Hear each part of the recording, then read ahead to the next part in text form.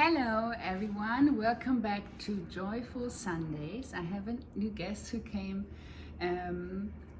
especially on a Sunday here to this nice flat in Dumbo, New York, and I'm going to start to interview her, and I'm very excited that she's here, and afterwards I will treat you with a good homemade cooked lunch. I hope you like it. So what is your name, and please tell me, what did you do so far on your Sunday? Yes, so my name is Jessie. People call me Jessie Zappo, and I typically start my Sunday out drinking a matcha in the morning as part of my ritual, and I make it at home. And then this Sunday actually traveled to Harlem today to celebrate Black History Month. Oh yeah. So I got to run with some friends that I work with, and we did a running tour of about 4 miles of Harlem, and learned about a lot of different pieces of Black history through the neighborhood. I actually saw this and missed it because I was helping a friend, but I was like, in the end, when I saw it on social media, I was like, sometimes when you want to do something and you also want to help someone or support one, and you're like, I missed it, because of course me as a tourist or as a person who doesn't live here like all the time as a habitant, you are not have so often the possibilities to sneak in something like this, and you had really also a tour guide who took you to different positions, right, in Harlem. Yeah, so I was like, damn. It was so special. Next time. Well, we are doing another one, so we're celebrating the whole month, and next Sunday you could come. We'll do Lower Manhattan. Yes, yeah, perfect. Yeah. I come. Yeah. And my mom is going to be here, so I think it's nice. Amazing. Perfect. You should bring her. If you have a Sunday, you normally do your matcha ritual in the morning, and then you go out for a run, or what would be like your normal Sunday look like? Yeah, I run every Sunday, and usually it is with a group called Adidas Runners, which I'm one of the coaches, and I live in Brooklyn. So we do a neighborhood run that typically runs around different neighborhoods in Brooklyn. Right now we've been going to Prospect Park a lot, which is so nice. Yes. Yeah, so that's like a normal starting Sunday off, and it's a nice run for me because it's like a chill one where you're running pretty slow. The whole point is just to talk to people. Yeah, it's not about getting a workout. I love this too. Yeah. I call them sexy slow runs. Yes. And sometimes when we train for the marathon, it's so nice because at that time, for me, it's really like a running date, because not that I dated in a sexual way, but I get to know the person who runs with me in the same pace so much more detailed, because I really have the time, because as when I was working as an adidas runners captain as well, there were so many people, and then there's this really chance to get to know and ask questions, and what do you do for work, and how old are your children, and what do you like to do if you're not run, and what is your life dream, and or where you go to holiday the most, questions, to have the time to also get people while doing sport or through running is actually a nice way. Yeah, it's my favorite too. And do you do do you have something like a ritual also on a Sunday evening where you do a bath or do a matcha mask? Yes, I do. So for me, because I tend to work weird hours and weird schedule, I try to make Sunday the special day where I'm really taking care of myself and then preparing myself for the week. So a lot of times it is buying groceries and then preparing some food at home. Typically my hours don't really allow me to cook that much during the week, so I love preparing food. I love to cook on Sunday just for myself, clean my home. It's really this self-care day for me, and I try to like hold that sacred. And it might also mean having coffee with a friend or meeting up with someone like locally. I like to stay in Brooklyn if I can. Although it was amazing going to Harlem, like that also felt really special. Yeah, but one thing I learned here in New York is that the trains, they don't run normal during the weekend, which is for me not understandable. Of course, they normally run almost 24 hours for like 5 during the week.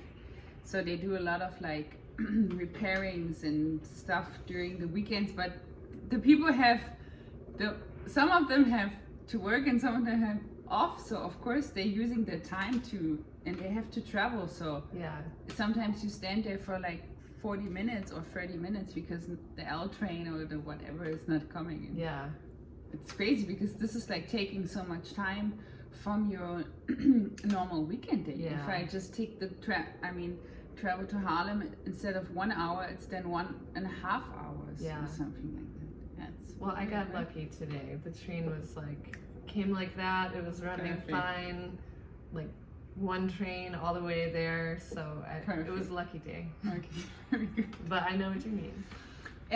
If it's not a Sunday like today, what do you work? And maybe also what makes you happy with those kind of different workings? Yeah. So you might not know, or maybe do, I am an art therapist. Good, okay. Good. So yeah, I trained as an artist and a teaching artist in the beginning of my career. And then I went back to school and studied psychology. And then I studied art therapy, and that's actually what brought me to New York. Originally, I'm from Cleveland, Ohio. So I was born in the Midwest part of the U.S. and I fell in love with art therapy because art was so powerful to me in a difficult time in my teenage life. And so I really wanted to give that tool to other people because I think creativity and art making is a tool that we can use to take care of ourselves, to think creatively, to solve problems. And it's just like, to me, I think everyone has it, but maybe doesn't use it. So that's kind of my passion around being a creative arts therapist. And I've worked in nonprofit world with teenagers for most of my career. And then alongside of that, I have always been a runner, which was for me. I did it from maybe 10 years old, running track and field, and then got into running longer distance when I was in my 20s. And I just started doing it so much, like on the side, that it became almost like equal to what I was doing in my day job. And because of like what I like to do, which is give people tools, and then also to like help build people up, I think empower people, especially people whose power has been taken away from them or they were never sort of allowed to have that, and that's often teenagers, young people, like women, like underserved. So I just started helping other people through running also. And then I have had this dual career of working as an artist and then also as a running coach. So that's where I kind of split my time. And I mean, I of course know it, but when you came to New York, you kind of created also something very special, which is a own running club. So how do you came doing this? Do you just like, I had the idea, I was posting it on Facebook because it was very long time ago, or it was, how did it came, and also when did it happen? Like tell us a little bit more about the story. Sure. So the story really goes that I moved to New York to study art therapy, and I also came from a very poor family, and so I've always had to work to put myself through college. So when I moved to New York, I had to work full time and go to school, and the best way for me to afford to live here was to bartend. So I got into nightlife. So it was like, basically I'm going to school full time, I'm working full time in bartending and using nightlife as a release for stress. And somewhere along the line there was a guy who was very much in the nightlife scene, and he would come into the place I bartended, and I would see him out at the club because it's kind of a small downtown scene in New York. And at one point he invited my friend and I to join him he was starting like a run club, and which was so weird. And I was like, if you know each other from the nightlife, and then you're like, let's go on a run, and you're like, well, okay. Yeah. But the funny thing was that I had been running by myself forever, and I would have never joined a run club. Like I did not think. No, I just didn't think. Like I was like, I'm not a runner. Like I was running, but I didn't identify as a runner. Yeah. And because I thought a runner is like the skinny, like white guy that ran cross country at my high school, and now he's running and he's an adult and he's still competitive. And I was like, well, that's not me. So when this guy invited me, he was the antithesis of that. Like he looked opposite, and I was like, a run club. So I wasn't intimidated by it, and it was it just seemed really different. And he asked me and asked me and asked me, and then like one day I finally showed up, and it was so cool. And you know, I've told that story like a lot of times over the years, because I'll never forget that first run with the Bridge Runners, because it was something that it like unlocked a lot of things for me.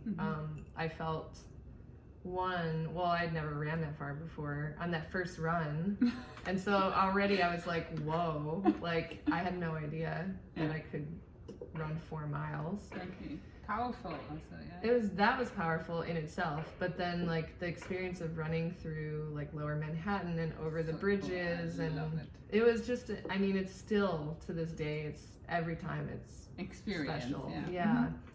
So I never stopped going. I just kept going back and going back and going back. And it went from being me as a participant and like experiencing it for myself to me starting to like help other people, because to take them by the hand in a way to like say like, this is like, it's for everyone, like don't be afraid to not fit in a way. Yeah, absolutely. And that was also, I think the idea of it was to be inclusive and not exclusive, which in New York, everything is exclusive. It's so funny. You could see it also like in the train, even in the metro from time, because there's such a diversity, but in a way, it's so exclusive. Yeah. And I can see it because people trying to also fit me in their like kind of boxes, and I don't fit in any of their boxes. So they think like, okay, I'm New York-ish, but she's like Hispanic. Yeah. But for Hispanic, she's too tall. But then for Black woman, yeah, she has the height. Maybe even the feet are tall. But then she doesn't have too much color. Yeah. You know. And she smiles at everyone. She's not from here. Right, exactly. Exactly. So yeah. That's the first tip off. If you smile at anyone, you're not from here. I learned that the hard way. But yeah, I mean, just to get back to your question, years went by of me running with this group. So it wasn't like overnight that I was like, I'm going to start my own group now. It was like 7 years of running consistently and like building this community and like being a female or a woman figure alongside of these strong male characters. And I, you know, eventually there were things that I needed, and I said, I don't see what I need, and so maybe I can help create that because it's missing. And the first thing was to create a space that provided more tools for training so that you could run healthy and ideally like longer and better and be, you know, the best sort of version of yourself. And then, you know, that evolved into me saying like, I really wanted a space where women could feel the least amount of barriers to start running. And whether that's start running again or run in a group or ever run their first mile ever, I wanted to make a space where women could come and do that and just feel supported and just share that. You know, I think the goal has always been like, we have like a saying, each one teach one. But it's like, if I share it with you and then you share it with your friend and then that friend, you know, it's like, imagine how you can impact like the world in that way. That's very nice. Yeah. So how do you came up, so after 7 years you said like, okay, I'm starting this. You created the name, and then you created like a schedule, and this was like the schedule. And how from that you came into Adidas Runners? I want to know, because I think we need to have from Bridge Runners, next stop, and now it's Adidas Runners, because to see like the development in a way, or like the So the short version is, just to place it sort of in context, when I started with Bridge Runners, it's like 2005, 2004, 2005. So that was 15 years ago, which it's funny because a friend messaged me yesterday, and we've known each other almost that long through running. He runs in London, and he was like, oh my God, can you like look where we're at now? Like, can you believe where we're at? And I'm like, yeah, we're doing the same thing like over and over again, and it's been 15 years. But also just that, wow, we're doing the same thing, you know, which is like, that means I'm healthy enough that I can still do what I was doing as a 24-year-old. And so basically I spent about 7 years with Bridge Runners. I did, you know, everything I could do within that group to feel satisfied, training women for their first marathon, really helping to like build and execute like community. And what I was missing was that next piece, which is I want a group of people to like come and train exclusively for some races so we can see the progress. And that was Black Roses. So I created Black Roses with another guy who left Bridge Runners with me. And that was an experience that was really interesting because it was also still close to the beginning of Instagram. And we had been using Instagram with Bridge Runners really from the start of Instagram being an app. And we were talking about running, and so we were starting to connect with these global runners who were doing maybe similar things in other cities. And so we had right prior to starting Black Roses, we had this year of like exploring other cities, and the first meetup was in Berlin, which was in 2012. And actually it's where I met Kati for the first time. And when we went, we were meeting, we had actually planned it with Charlie Dark from Run Crew. And we were going to bring 13 Bridge Runners over, some people who had never left US. Crazy. And like they had to get passports, and like, you know, we got people to sign up for the race. And then even when we got there, people realized like suddenly, like, I don't know what the currency is, I don't speak German, like how are we going to do this? But you know, we traveled together, we made it work. But that was the first time we met Run Crew, and then Paris Run Club, and Enbro, which was this group out of Copenhagen, and then Berlin had a couple of teams happening, and Amsterdam. And so for the first time ever, all these people came together, and we were like, oh my God, like we're part of this global thing that's happening, and we're all doing the same thing, but we are all so different because of our respective cities that we're coming from. And so that moment actually became called, well, we called it Bridge the Gap. And thinking about the gap being, we're doing the same thing, but like you're over there and we're here. So bridging the gap was coming to Berlin and like having that first touch point. And so that was actually, I think 2011 or 2012. And once that happened, there was so much energy behind it that we immediately did another one in London and like brought a lot of the same characters together. And then there was another one in Amsterdam, and this was all happening within 1 year. Crazy.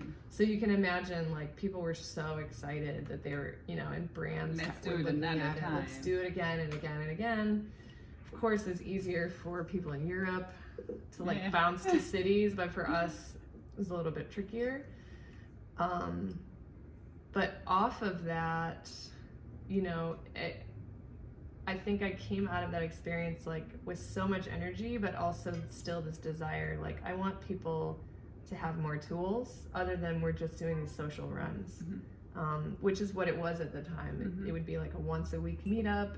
You get together, everybody runs, you hang out, you party, maybe you go to an art exhibit, like, or whatever, and then that was it for the week. And I was like, well, I'm getting better as a runner, but I also would like to run more than once a week. So, you know, we came up with this idea for Black Roses, and did 2 years of that and trained a number. It was supposed to be originally a women's only project. But it not. But it did not become that. And partially because I had a male like co-leader. Of course. And he was wanted like, I to want be, guys in here. of course. Yeah, so we agreed, okay, it's gonna be predominantly women and then a few men. And that was how it started. It didn't work. It did not. No. No. I honestly, I could. You tell already that- know. No. Yeah, it was impactful. Like I was saying, with Instagram, we with Black Roses were also, because my partner had been an editor at Vader magazine and was like is super savvy with visual storytelling and language, and he just was like really running such an incredible like Instagram for our project that we were capturing the attention of a lot of people in the world of fashion and sports and culture and music, like everything. And so for the first time, people were like, whoa, this is running, this is sport, but it's like way bigger than that. And we were really talking about like the lifestyle and culture of what running could be. And that was an exciting time. But like, it was also crazy because you can imagine at that point, like urban running, like culture and like run crews, as people were calling them, were almost 10 years old, like getting to be close to that, like 8 or 9 years. And so brands were approaching and like really touching and tapping on people. And whereas if you look at a lot of what has come out of running in New York City, and it seems really spread out, it actually all sort of came from this one group and then like split off, which I think is maybe a normal evolution. But yeah, like we were the first to come out of Bridge Runners and create like another run crew in New York, and it was like a scandal. But how did you end up having another one? So then there was an evolution after that. So in that wake of like leaving Bridge Runners and creating a new thing, you said like, I'm doing another one. Yeah, well, yes, and other people did too. So all of a sudden people were like, you know what, we're gonna create our own thing and we're gonna do it Uptown and we're gonna call it We Run Uptown, because we don't have that up here, and we want to give that to our community. So then it started to become normalized that people were literally like, do you want to start a run crew? Like you and me, we're just gonna like run up and down this street. And you're like, yeah. And then now that's a run crew. Yeah. And that like literally that was how things were happening in New York. The reality is, you were lighting a fire. You're lighting fires for people. And if you want to do something and you care about it, all you have to do is commit to yourself showing up. And other people are gonna come. Like that's literally what it's always been. So when I left Black Roses, I ran alone for probably like 1 month. Just like, I want to have my peace. Yes. And then people were like coming. You're like, oh, but I just okay. Well, and that's the thing, and it's funny because even like my partner in that project said, I remember he like referred to me as cult of personality, and he's like, I don't know what it is about you. I don't know why people are just following you around. And I was like, what are you talking about? I don't know what you mean. And then I picked up on that, like even in leaving Black Roses, was that people are like, what are you doing now? Because I was always like sort of starting something else. I had also started another group called Breakfast Club, which I did with another 2 women who were both like freelancers. And it was really like the run group for people who worked in like fashion, music, and creative jobs. Exactly. And we all were living in Fort Greene at the time. And so we would roll out of bed for us, which was super early, which is like 7 a.m. and then go on a run, and then we'd stop and have coffee and like talk about, you know, whatever. We'd talk about music, we would talk about art, whatever. And that group was like so casual, but people loved it so much just because of how casual and it was. And there are so many creative people anyway here who doesn't have a 9-to-5 job, so this is also like I would go as well, because this is like you know, like my possibility also. Nice. And there's no, like you were saying before too when we were talking, you don't, in New York, the worst thing you can do is say like, hi, I'm Jessie, what do you do? Like, what's your job? Because people, it's like the worst part of like going out is someone's gonna ask you what you do, and then you have to explain to them, and then somehow they're trying to figure out if they could utilize you in some way, and if they can't figure that out, they're like, I don't need to talk bye, to you. Like bye, next. And that's like literally the worst part. And what's so beautiful about running in New York is that people don't ask you what you do. No. Sometimes I have to admit I'm a little bit curious. You know, because you know, like people when they show up in running clothes, you cannot tell how their personal look is, and so I can tell if they have a cooler look or a not cooler look.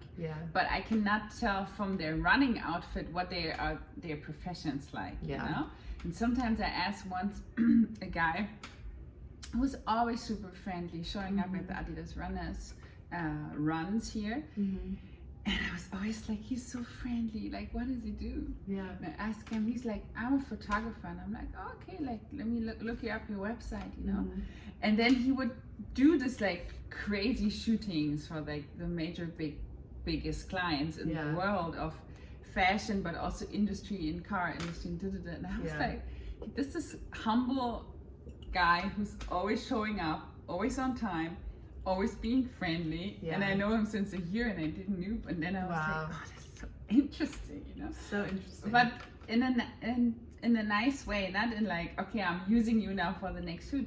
No, I think it was something nice that he's like, I need this, like, I go running every day. This helps my creativity, and then everything kind of makes sense, and it was friendly, and like a humble also. So Sebastian. Oh my gosh, amazing. I didn't even know that, and I've known Sebastian now for this whole time, 2 years. And I think that's why I love these spaces, and like one of the reasons to keep creating them. And you know, my current like running community that I have is Girls Run NYC, which is a women's only. Honestly, I wanted to highlight this since 5 minutes. I know, I was you're like, let's go. say the name. Say the name. No, Yes. because it's also nice to, you know, of course, to understand the process, how you came to another one. But now I know it, and I want to like, ta-da! You know, like if you're in New York, show up if you want to meet Jessie. You have to see her, and you know, on two kind of platforms, which is one is Adidas Runners, NYC, and another one is Girls Club. Yes. Yes. So I thought I would say the short version, but really I was giving the long version. But yeah, the current project that I feel the most, you know, proud of, I think, is Girls Run, and we just made 5 years old. Wow.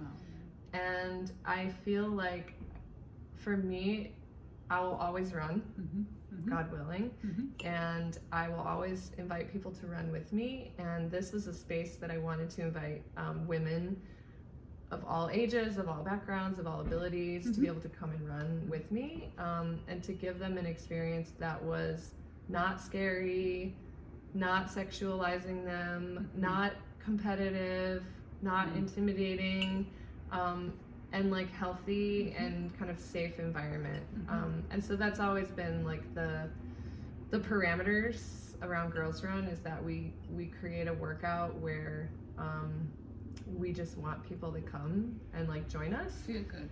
Yeah, and move your body, and we know that moving our bodies is good for us. So when is it, if I want to come next week, when would be the date to come? So ironically or not ironically, it's on Wednesdays, which was always Bridge Runner Day. Wednesday for me is such a nice, it's the middle of the week. I learned it's hump day. It's hump day. Never heard the term in Europe. It's yes. Like, you know, like you survived it. Over the hump. So yeah, Wednesday at 7 p.m. we start running. We in the winter when it's cold, like right now, we meet at Brooklyn Running Company in Williamsburg. And then when it's warm, we meet at the track in Williamsburg, McCarran track. And we so do it takes outdoor. you super close, right? Yeah. Okay, I come. Yes. I come when Fashion Week is over. I come. Yeah. For sure. It's so Definitely. Nice. Because it's so close also, you know. Take a bike to there. Because honestly, the buses in Brooklyn, they never show up, I feel. So I always walk the distances. It's the same time if I wait for the bus and then take the bus, or I just straight walk, it's the same. True. And saving money at the same time as well. That's why I got a bike.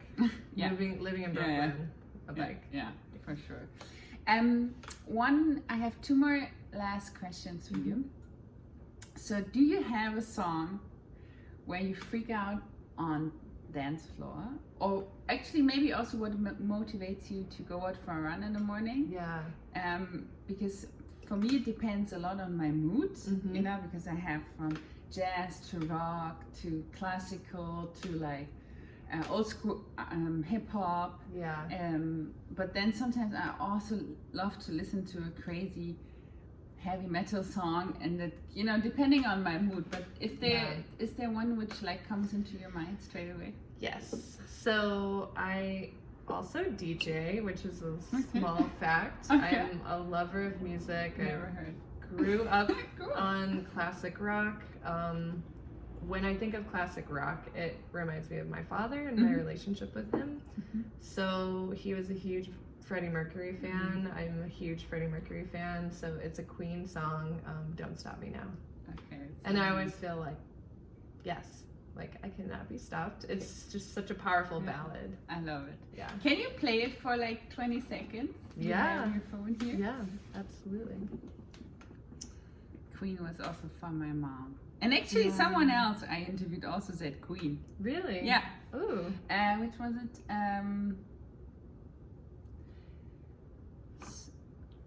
Somebody to love. Yeah. I love that song. Okay. That's a great one. I could not picture you in the song. So. Oh, I like work out to the song all the time. Yeah? No, because you're such a calm person, and so I know how to like. If I play this, you're like going to like figure out which is when it's like on your birthday or something like this. I never saw you like really like. Stop me. Stop me. So funny. Oh, I would love have it. not nice. I would have not expected that at all.